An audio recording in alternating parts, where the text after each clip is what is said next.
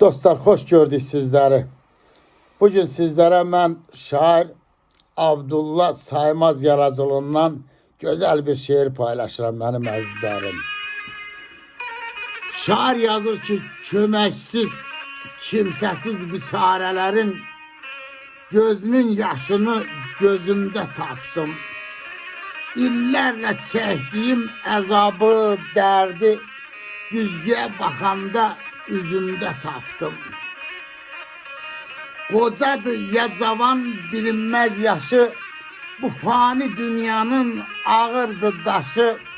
Fitnə fəsad gördüm hər addım başı,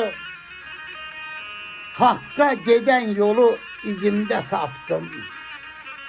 Yetim uşaq kimi qaldım qucaqsız, yaşamaq mümkünmü odsuz, ocaqsız, xəyalım səma tək, uçsuz, bucaqsız, məni axtardım, özümdə tapdım.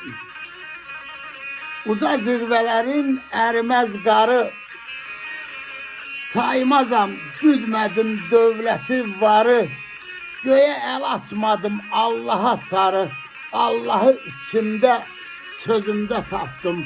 Allahı içimdə, sözümdə tapdım. Əhsən sənə şair, əhsən. Sağ olun dostlar.